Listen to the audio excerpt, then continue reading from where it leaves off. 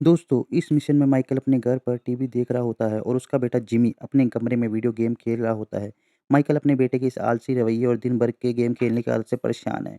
दोनों के बीच बहस होती है और माइकल जिमी के घर से बाहर निकलने और साथ में कुछ वक्त बिताने के लिए राजी करता है। माइकल और जिमी दोनों ही अपनी गाड़ी में बैठकर लॉस सैंटोस के डेल पेरो पियर पर जाने के लिए रवाना हो जाते हैं। जैसे ही वे दोनों वहाँ पर पहुँचते हैं, माइकल और जिमी दोनों ही बहुत उत्साहित हुए होते हैं, एक दूसरे के साथ रेस लगाने के लिए। वे वहाँ दोनों साइकिल किराए पर ले लेते हैं और समुद्र के किनारे बने ट्रैक पर एक दूसरे से रेस लगाते हैं। माइकल ये रेस जीतना चाहता है ताकि वह जिमी को दिखा सके कि वह अभी भी कितना फिट है। बहुत ज़्यादा गर्मी होने के कारण माइकल के कपड़े पूरी तरह से पसीने से भीग जाते हैं। इसी दौरान वह एक छोटा सा शॉर्टकट ले लेता है।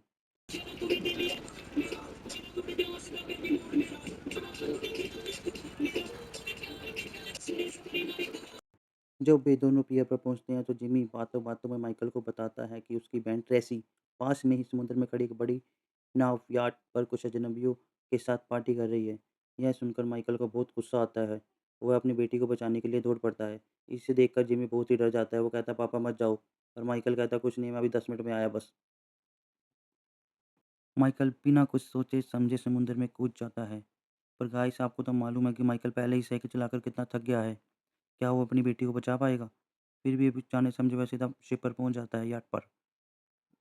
वह शिप के ऊपर चढ़ता है। जैसे ही वो अंदर जाता है, वो देखता है कि वहाँ पर तो म्यूज़िक पार्टी चल रही है और उसकी बेटी टेबल पर डांस कर रही है। सबसे पहले वो वहाँ पर पहुँचकर वो म्यूज़िक बॉक्स को उठाता है और समुद्र में फेंक देता है। सारे लोग बहुत ही हैरान हो जाते हैं और देखते हैं कि ये कौन आ गया हमारी शिप पर। ट्रेसी माइकल से बहुत ही नाराज़ हो जाती है। वो कहती है, तुमने मेरी सारी पार्टी ख़राब कर दी। माइकल कहता है कि ये कोई जगह है पार्टी मनाने की और तुम किन के साथ बैठ के पार्टी मना रही हो?